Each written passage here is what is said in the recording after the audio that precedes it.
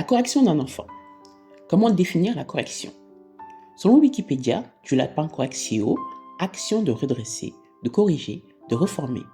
La correction se définit comme l'action d'ôter les défauts de quelque chose ou résultat de cette action, ou changement qu'on fait dans les ouvrages de l'esprit pour les améliorer, châtiment, peine. Le châtiment corporel. Qu'est-ce que le châtiment corporel? Selon la définition donnée par Wikipédia, un châtiment corporel est une forme de punition dont l'objectif est d'infliger une douleur physique afin d'amener une personne reconnue coupable d'une faute ou d'un délit à un repentir et à éviter la récidive. Le châtiment corporel a été et est encore très largement répandu à travers le monde en tant que pratique éducative envers les enfants et les adolescents dans le cadre familial, dans le cadre scolaire. Dans ces contextes, le châtiment corporel est généralement défini de façon plus précise. Selon Murray Astros, régulièrement utilisé tel quel ou à peu près dans le champ de la recherche académique sur les châtiments corporels, un châtiment corporel est constitué par l'utilisation de la force physique avec l'intention de faire ressentir une douleur à l'enfant, mais sans lui infliger de blessure, dans le but de corriger ou de contrôler son comportement, le critère d'absence de blessure aidant à distinguer le châtiment corporel socialement acceptable de la maltraitance. Selon le Comité des droits de l'enfant de l'ONU, les châtiments corporels sont tous châtiments impliquant l'usage de la force physique et visant à infliger un certain degré de douleur ou de désagrément aussi léger soit-il. La plupart de ces châtiments donnent lieu à l'administration de coups aux enfants avec la main ou à l'aide d'un instrument, mais ils peuvent aussi consister à donner un coup de pied, secouer, projeter un enfant, le gifler, le pincer, le mordre, lui tirer les cheveux ou bien encore forcer un enfant à demeurer dans une position inconfortable, à lui infliger une blessure, à l'éblouanter ou à le forcer à ingérer quelque chose. En outre, il existe d'autres formes de châtiments non corporels qui sont également cruelles et dégradantes. Il s'agit notamment de châtiments consistant à rabaisser, humilier, dénigrer, menacer, effrayer, ridiculiser l'enfant ou le prendre pour un bouc émissaire. Selon de récentes estimations de l'UNICEF, près de 400 millions d'enfants de moins de 5 ans dans le monde, soit 6 enfants de cette tranche d'âge sur 10, subissent des agressions psychologiques ou des châtiments physiques au sein de leur foyer. Environ 330 millions d'entre eux sont victimes de punitions physiques. À l'échelle mondiale, les normes sociales néfastes qui sous-entendent les méthodes d'éducation violentes perdurent puisque selon les données, un peu plus d'une mère, une personne ayant la charge d'enfants sur 4 estime que des châtiments physiques sont nécessaires pour élever correctement les enfants. Le châtiment corporel sur l'enfant selon la science. Catherine Russell, directrice générale de l'UNICEF, explique que lorsque les enfants subissent des violences physiques ou verbales chez eux, ou lorsqu'ils sont privés de soins sociaux et émotionnels de la part de leurs proches, leur estime d'eux-mêmes et leur développement peuvent être mis à mal. Des soins parentaux attentifs et axés sur le jeu procurent de la joie et permettent aux enfants de se sentir en sécurité, d'apprendre, de développer des compétences et de mieux comprendre le monde qui les entoure. Là, je vous parle de ça peut vous paraître étonnant que des enfants reçoivent des coups de ceinture, mais je peux vous dire que moi qui ai travaillé très très longtemps dans les Hauts-de-Seine, à Levallois-Perret, j'ai reçu beaucoup de parents de tous milieux, aussi bien des chefs d'entreprise que des milieux beaucoup plus modestes, et qui me disaient, mais vous savez, moi je prends ma ceinture et puis je frappe mon enfant, c'est comme ça que j'ai été élevée. Et vous voyez, ça n'a pas trop mal réussi, donc je fais pareil. Et je fais ça pour que mon enfant se comporte bien et réussisse bien à l'école. Je vous le dis parce que très probablement, vous ne savez pas que les élèves que vous avez reçoivent des coups de ceinture ou d'autres punitions corporelles. Eh bien, vous voyez que nos chercheurs s'intéressent à tout. Ils ont fait des recherches pour savoir qu'est-ce que ça donnait des coups de ceinture, comme ça, régulièrement. Eh bien, ça va diminuer le cortex préfrontal, ça va rendre les humains comme des grands singes. Un autre chercheur a montré que les punitions corporelles vont diminuer le cortex orbitofrontal. Là, c'est une Canadienne qui a publié une étude sur les gifles et les fessées. En France, on a 0 étude sur les gifles et les fessées, je peux vous assurer. Alors qu'il y a des centaines et centaines d'études dans le monde entier sur les gifles et les fessées. Donc, quand on lit l'anglais, on peut savoir ce que ça donne, parce que toutes ces études, elles sont en anglais. Eh bien, on sait que ça donne des conséquences très néfastes. Ça donne des troubles de l'humeur, des dépressions, des manies, des troubles anxieux, des dépendances à l'alcool, aux drogues et des troubles de la personnalité aussi. Donc vous voyez, on sait que les gifles et les fessées, alors je ne vous parle pas d'une gifle ou d'une fessée bien entendu, je parle d'une façon d'élever ses enfants, c'est-à-dire donner des fessées régulièrement. L'âge auquel les enfants reçoivent le plus de fessées, est-ce que vous le connaissez? C'est 3 ans. C'est 3 ans parce que les adultes se disent « mais mon enfant, il comprend tout, il parle bien », donc il le fait exprès. Eh bien, c'est l'âge auquel les enfants dans le monde entier reçoivent le plus de gifles et de fessées, c'est 3 ans. Probablement que vous connaissez cette phrase-là. On n'a pas le droit de taper un adulte, c'est interdit, c'est la loi qui l'interdit. On parle de cruauté si on frappe un animal, et en ce moment, il y a plein d'émissions de télé, de radio, il y a plein d'articles dans les journaux contre la cruauté animale. Je suis tout à fait pour, bien entendu.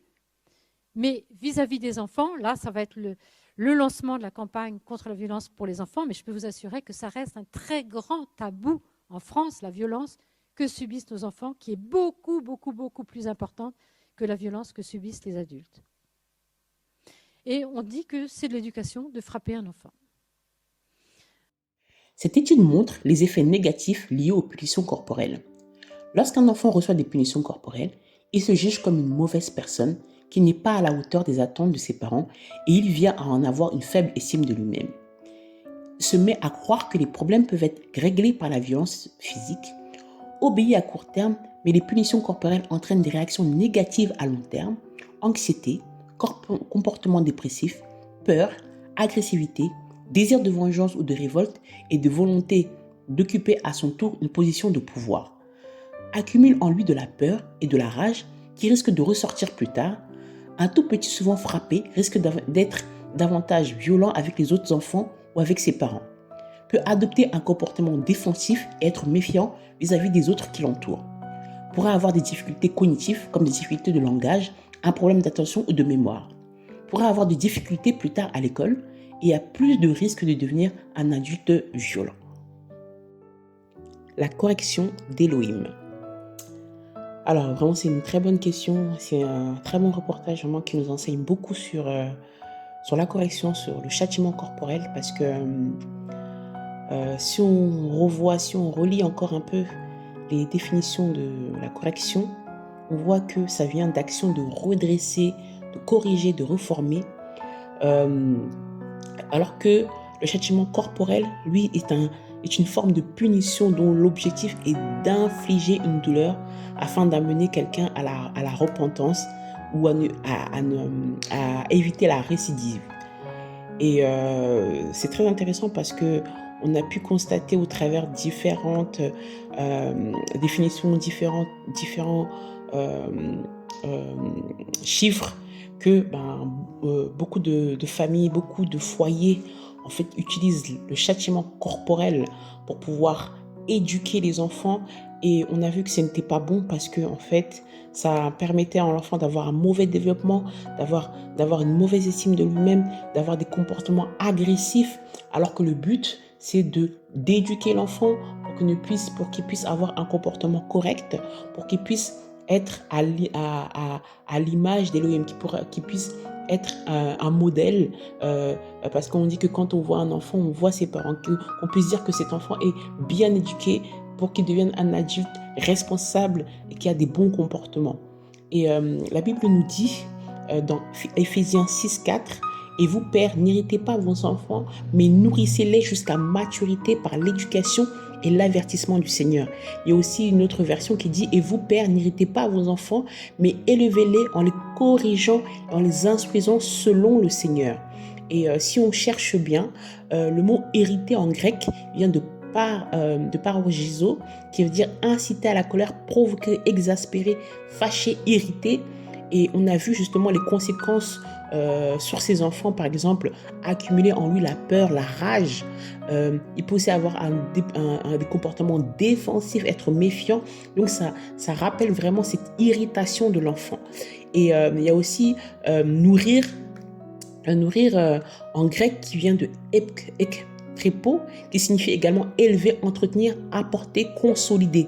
Et l'éducation, ou en d'autres versions, en corrigeant, en grec, qui vient de païdéa, qui signifie châtiment, corriger, instruire. Donc, que toute l'éducation des enfants, si on relit la définition, qui est relative à la culture de l'esprit et de la morale, et qui utilise pour ceci tantôt des ordres, des remontrances, tantôt des réprimandes, des punitions, elle inclut également l'entraînement et le soin du corps. Maintenant, quand on regarde ce qui est écrit et les définitions qu'on a prises dans la parole, on comprend bien que ça n'a aucun rapport avec le fait de porter des coups sur ses enfants, le fait de lui inculquer de la violence. Parce que en fait, si on cherche bien dans on parle de culture de l'esprit et de la morale. Est-ce que c'est de la moralité que de frapper? C'est vrai que cette femme, Catherine Guéguen, disait que on milite beaucoup pour quand un adulte est agression, on dit que c'est une agression. Quand un animal est agression, il y a des. Mais maintenant, et c'est normal en fait de frapper un enfant. On appelle ça l'éducation. Et on comprend bien que on a une mauvaise perception des choses.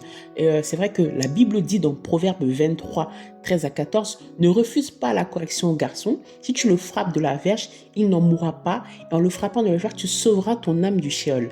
Et souvent, nous, chrétiens, on prend des versets et on les prend au sens littéraire. Si vraiment on prend frapper littéralement, qui vient du grec naka, qui veut dire frapper, tuer, battre, vainqueur. Est-ce qu'on va tuer nos enfants?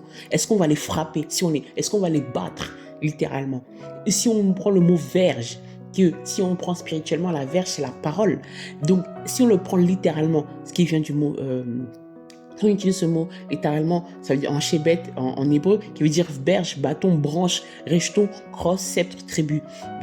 On va se dire, en fait, oui, effectivement, il y a des pays, moi je sais que dans ma culture, on prend le bâton, mais le bâton physique pour frapper un enfant, pour le corriger. Donc quand un enfant fait une bêtise, moi-même j'ai été frappé par exemple avec des ceintures et tout quand j'étais jeune, pour être éduqué, mais ça n'a pas changé mon éducation. J'ai même été beaucoup plus rebelle, ça n'a pas changé mon comportement. Donc si on prend ces mots de façon littéraire, comme chacun d'entre nous aimons faire ça, on a beaucoup fait ça en tant que chrétien, en tant que même avant même d'être chrétien, même dans le monde on le faisait. Donc littéralement, on prend un bâton et on frappe nos enfants. Et est-ce que c'est ça que le Seigneur veut nous dire au travers de ce verset quand il nous dit « Ne refuse pas la correction au garçon, si tu le frappes de la berge, il n'en mourra pas. » Mais si tu le frapper, c'est tuer. Et c'est comme si le Seigneur se contredisait. Si tu le frappes de la verge, il n'en mourra pas. Et quand on regarde le mot frapper littéralement en naka, ça veut dire frapper, tuer. Est-ce que le Seigneur se contredit? Le Seigneur ne se contredit pas. Donc ça veut dire que ce verset-là a un autre sens. Et il est écrit en le frappant de la verge tu sauveras son âme. Mais si je te frappe avec un bâton, mais je vais te tuer, mais en quoi je vais te sauver? Mais c'est comme si j'étais en train de te tuer. C'est un meurtre et le Seigneur condamne le meurtre. Donc vraiment, si on prend ce verset dans un sens littéral, c'est qu'on ne comprend même pas nous-mêmes ce que nous faisons.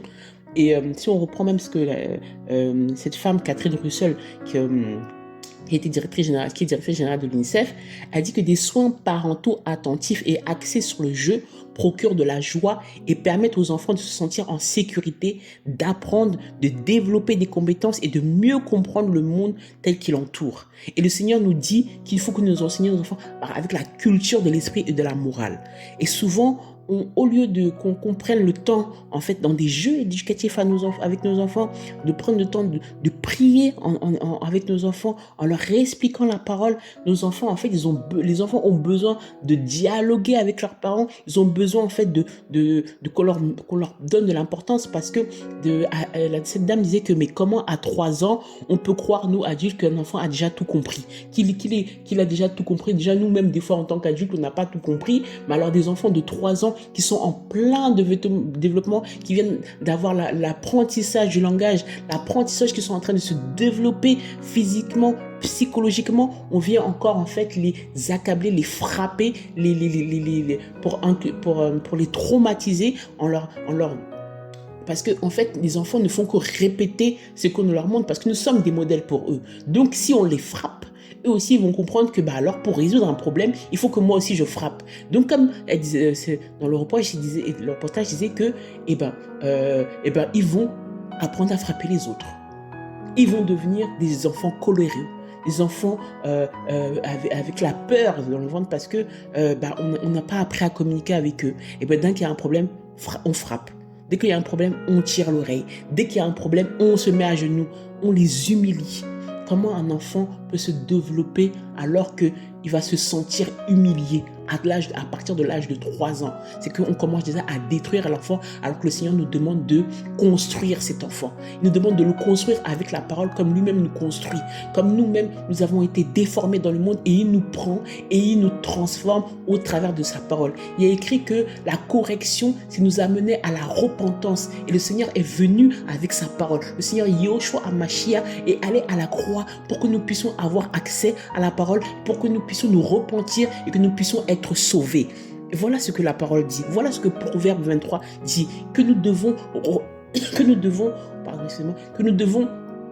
enseigner à nos enfants par des jeux éducatifs, par la prière, par des temps d'échange, par le dialogue, par des ordres, des remontrances, des réprimandes. Il y a aussi écrit punition.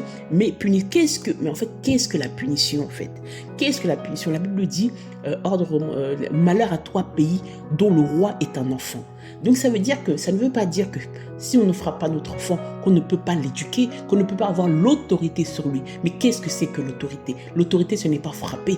L'autorité, ce n'est pas prendre un coup et frapper quelqu'un. C'est là où même on perd son autorité. Parce qu'en fait, on n'a tellement pas l'autorité d'enseigner la parole à un enfant pour que l'enfant puisse comprendre qu'on en vient à frapper. Mais quand on frappe, c'est nous-mêmes qu'on soulage. Parce qu'on n'a pas eu la sagesse de pouvoir emmener notre enfant à l'obéissance dans un autre moyen. Donc, il nous reste que les coups. Et donc, c'est là même qu'on a perdu toute l'autorité. Donc, il y a des moyens autres pour pouvoir éduquer les enfants.